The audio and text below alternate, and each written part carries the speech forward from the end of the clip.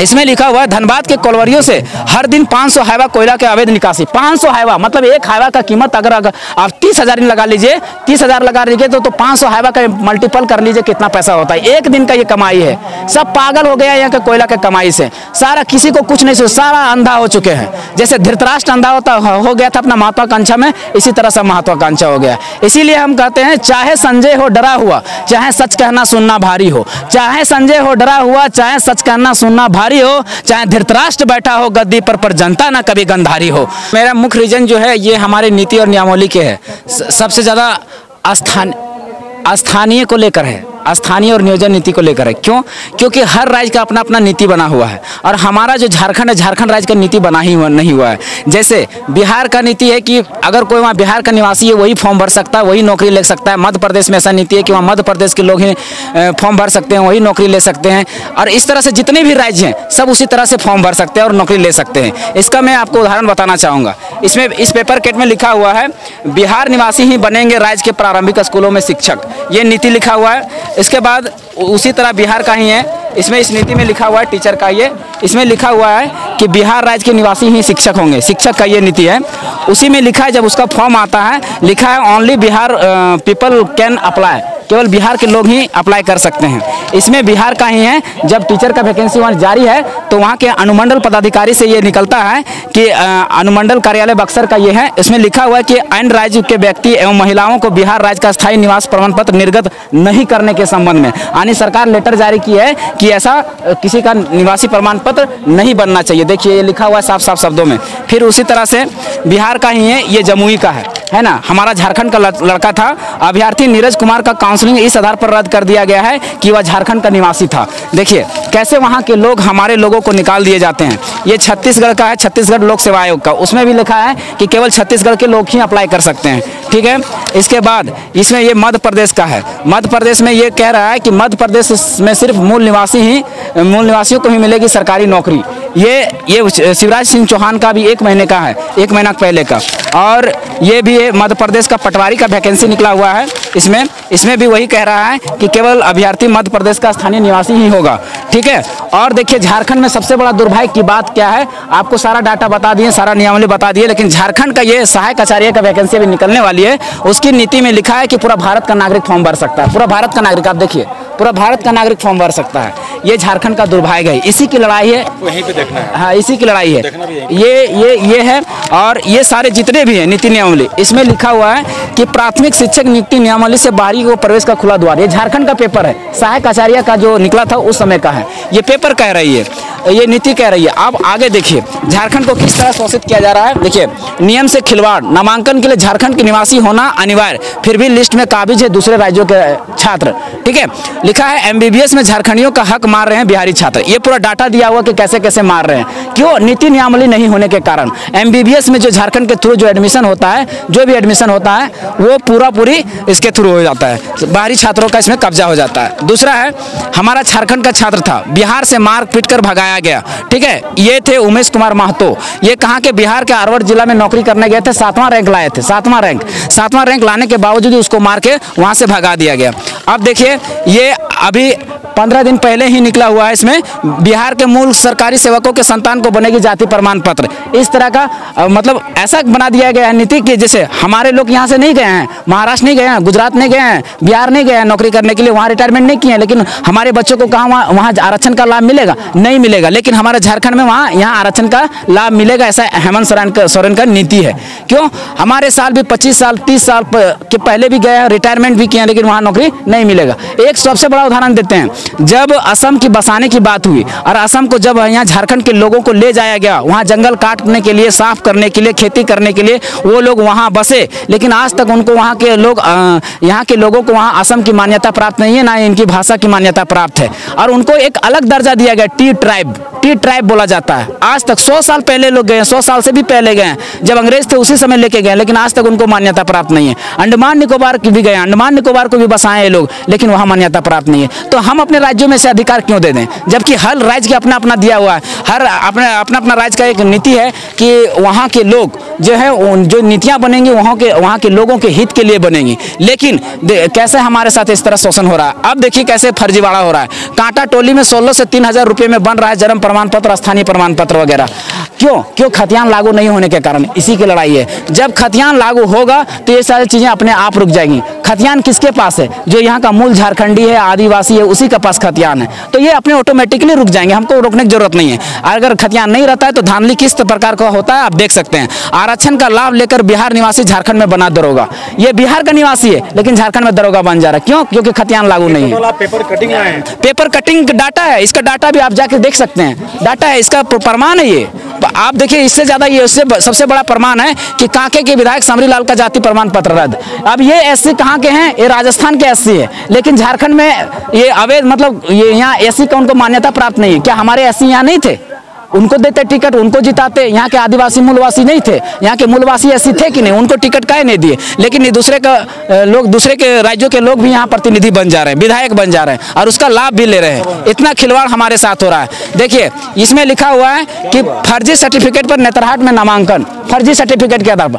हमारा बाल बच्चा इस नेतरहाट स्कूल को बनाने में हमारा जंगल, हमारा जल, हमारा जमीन गया, हर कुछ हमारा गया, हमारा संसाधन गया, लेकिन हमारा बच्चा कहाँ है? जंगल में, झाड़ में। लेकिन ये लोग हमारा ये जो नेतरहाट स्कूल है, जो सबसे बड़ा स्कूल है, उसमें भी एडमिशन ले रहे हैं फर्जी सर्टिफिकेट के आधार पर। हम नहीं कह रहे हैं कि वहाँ के बच्चों का नहीं एडमिशन होना चाहिए, लेकिन जो क्राइटेरिया तय किया गया है, फर्जी नहीं, जो क्राइटेरिया तय किया गया है, यानी 80 को या 60 को बच्चा अगर झारखंड का तो झारखंड का होना चाहिए, 40 को बच्चा अगर बाहर का लेना रहता है तो बाहर को लीजिए, लेकिन क्राइटेरिया के आधार पर। ऐसा नहीं कि यहाँ के लोगों का हक मार लिया जाए, इसका लड़ाई है। अब देखिए, इसमें यूपी बिहार के अभ्यर्थी फर्जी स्थानीय निवासी प्रमाण पत्र के माध्यम से कर रहे थे खूंटी में नौकरी, इसको सस्पेंड किया गया। अभी 1-1.5 महीने की पहले की बात है, सस्पेंड किया गया इन दोनों को। ये 2018 की वैकेंसी की बात है। ऐसे ऐसे लाखों हैं, अगर निष्पक्ष जांच हो तो लाखों है। हमारे पास डाटा है कि 2018 में जब टीचर का वैकेंसी हुआ तो गोड्डा और गिरिडीह जिलों में 52 टीचर का वैकेंसी था इंग्लिश का, जिसमें 48 बाहरियों का हुआ था। और छोड़िए, रसायन शास्त्र में और संस्कृत में 37 को टीचर का वैकेंसी था, जिसमें 36 को बाहरियों का हुआ था।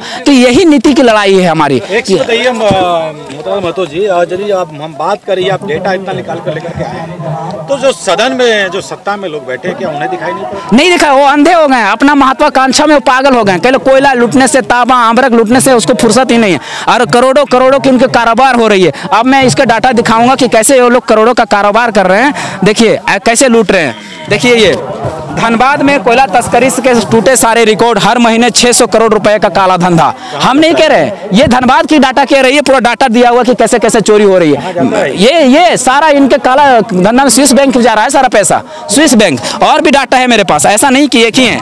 आप देखिए, इसमें लिखा हुआ है धनबाद के कोलवरियों से हर दिन 500 हाइवा कोयला के अवैध निकासी। 500 हाइवा, मतलब एक हाइवा का कीमत अगर आप 30,000 लगा लीजिए, 30,000 लगा लीजिए तो 500 हाइवा का मल्टीपल कर लीजिए कितना पैसा होता है। एक दिन का ये कमाई है। सब पागल हो गया यहाँ के कोयला के कमाई से। सारा किसी को कुछ नहीं, सारा अंधा हो चुके हैं। जैसे धृतराष्ट्र अंधा हो गया था अपना महत्वाकांक्षा में, इसी तरह से महत्वाकांक्षा हो गया। इसीलिए हम कहते हैं, चाहे संजय हो डरा हुआ, चाहे सच कहना सुनना भारी हो, चाहे संजय हो डरा हुआ, चाहे सच कहना सुनना भारी हो, चाहे धृतराष्ट्र बैठा हो गद्दी पर जनता ना कभी गंधारी हो। तो कभी हम लोग को यहाँ के जो सरकार है वो पूरा धृतराष्ट्र बन गई है, पूरी तरह से अंधा हो गई है। तो यहाँ के जनता से अपील करते हैं कि आप लोग गंधारी मत बनिए, अपने आंखों में पट्टी मत बांधिए, जो गलत हो रहा है उसका विरोध कीजिए, क्योंकि इतिहास हमेशा टकराने वालों को लिखा जाती है, तलवे चाटने वालों के नहीं। इसलिए टकराइए, जो गलत नीति बन रहा है उसका विरोध कीजिए। गलत का विरोध सदैव कीजिए, चाहे राजनीति हो या समाज। गलत का विरोध सदैव कीजिए, चाहे राजनीति हो समाज, नहीं तो ये समाज का पूरा दुर्गति हो जाएगा अगर हम लोग विरोध नहीं करते हैं। तो कई लोग सलाखों के पीछे हैं। सलाखों के पीछे अभी भी बड़े बड़े जो मगरमच्छ हैं वो तो छोटी मछलियां हैं, मगरमच्छ अभी बचे हुए हैं। और ऐसा नहीं कि एक ही पार्टी के मगरमच्छ है, वो चारों पार्टियों के मगरमच्छ बैठे हुए हैं। इससे भी बड़ा बड़ा मगरमच्छ है, उनका हाथ पहुंच कहाँ रही है? सारे घोटाले तो यहीं पर हो रहे हैं, उन मगरमच्छों पर हाथ कहाँ जाती है? छोटे छोटे मछलियों को फंसा के मुद्दे को डाइवर्ट कर दिया जाता है। हम चाहते हैं कि बड़े बड़े मछलियां आए ना, क्यों नहीं आ रही है? बच जा रही है ना, क्योंकि सरकार उनकी है। कल आपके युवा साथियों से हमने एक सवाल किया था कि जब सत्ता में या रसूख में जब ये लोग रहते हैं और जब छापेमारी होती है, जब इनको पुलिस अपने गिरफ्त में लेती है, ये हॉस्पिटल क्यों चले गए? देखिए, इन लोग मोनोपोली समझिए, कैसे कैसे लोग खेला खेलते हैं। पहले धंधा पूरा लूटेंगे, लूट के एकदम बर्बाद कर देंगे, फिर वो जैसे ही अरेस्ट होंगे, अरेस्ट करने के बाद उसका वकील आएगा, वकील उसको दिमाग देगा कि आपको करना क्या है, मोनोपोली समझिए, बोला कि अपने को घोषित कर दीजिए, बीपी शुगर वगैरह सब डॉक्टर सेट रहता है।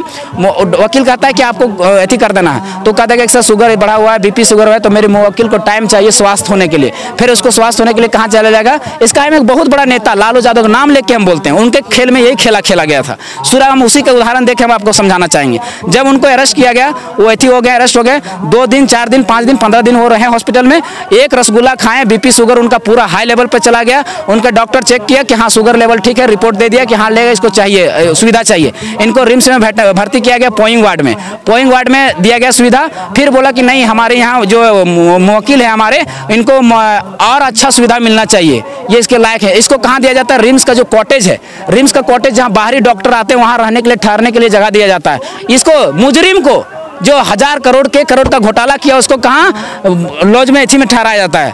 और वहाँ ठहराने के बाद वो सारा सिस्टम बिहार का जितना चुनाव होता है सारा खेला वो वहीं खेलते हैं। बड़ा बड़ा नेता आते हैं, उसके परिवार आते हैं, मिलते हैं, तो फिर क्या का भोग। फिर उसी तरह वो वहाँ भी संतुष्ट नहीं है, फिर उसका वकील डालता है कि नहीं, हमारे जो वकील है उसका तबीयत इतना बेहद ज़्यादा क्या है कि उसको बड़े इलाज की जरूरत है। फिर उसको लीलावती हॉस्पिटल बॉम्बे ले जाया जाता था।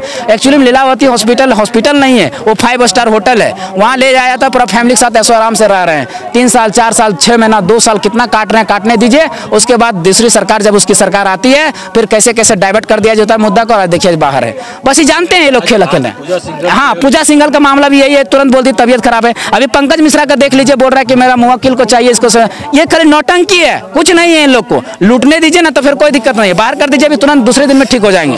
एकदम दिखा रहे हैं, नौटंकी कर रहे हैं मीडिया में, हम ऐसे हैं वैसे हो गए, कुछ नहीं हुआ इन लोग को। इन लोग को दम भर के कुटिए, इतना कुटिए कि सालन के फिर चर्बी ठंडा हो जाए इन लोग का। कहीं ना कहीं पब्लिक के आंख में धूल झोंकने, एकदम धूल झोंक रहे हैं, एकदम सारे के सारा धूल झोंक रहे हैं। यहाँ पुअर रेट आप इंडेक्स देखिएगा, पुअर रेट, एजुकेशन रेट, स्वास्थ्य रेट का एजुकेशन देखिएगा तो आपका दांत खट्टा हो जाएगा। एजुकेशन रेट में झारखंड 22वां नंबर पे है। एक बच्चा पर 19,500 रुपया खर्च करना चाहिए, एक लोग खर्च करते हैं 6,500 रुपया। एक चीज बताइए हमको मोतीलाल जी कि जब ये लाखों करोड़ों रुपए जब इनके घर से निकलते हैं, उस समय हमारे तो मैं समझता हूँ, लेकिन आम जनता के दिल में जहाँ लोग एक एक रोटी के लिए तरस रहे हैं और जहाँ लाखों करोड़ों मिल रहा है, उसमें क्या दिल में लगता होगा ये किसका पैसा है?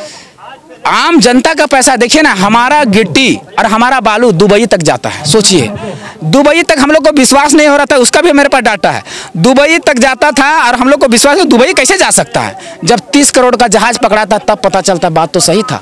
30 करोड़ जा रहा है दुबई, हमारा पैसा सप्लाई हो रहा है, और हम लोग यहाँ भूख के लिए, रोटी के लिए तरस रहे हैं। इतना स्थिति दयनीय हो गया झारखंड का, इसलिए लड़ना जरूरी है, इसलिए खतियाँ जरूरी है। मेरा नाम मोतीलाल महतो और हम जेपीएससी सिविल सर्विस एस्पिरेंट्स हैं, स्पेशली जेपीएससी की हम तैयारी करते हैं। और अभी आप जयराम जी के साथ में? हाँ, जयराम दा के हम कंधा से कंधा मिलाकर चलते हैं, हम उसका सहयोगी हैं, उसका साथी हैं, उसका एक तरह से बोलिए कि दहना हाथ, इस तरह से हम जो भी मदद हमसे हो पाता है, जिन सहयोग से ही हम लोग दोनों काम कर रहे हैं, और पूरा टीम हम लोग का काम कर रहा है। एक्चुअली हम नहीं है, हमारे पीछे बहुत सारा टीम है, कोर कमेटी, एडवाइजर कमेटी है, बुद्धिजीवी कमेटी है, सारा कमेटी हम लोग का। युवा कमेटी है? हाँ, पूरा युवा कमेटी है ये। धन्यवाद। तो आज की खबर में बस इतना ही। बने रहे SMP न्यूज के साथ, अपना ख्याल रखें, क्योंकि आपसे हम, आप है हमारी ताकत। लेटेस्ट अपडेट के लिए हमारे फेसबुक पेज को फॉलो और लाइक जरूर करें, तो वहीं विस्तृत खबरों के लिए हमारे YouTube चैनल को सब्सक्राइब जरूर करें। आप सभी का बहुत बहुत धन्यवाद।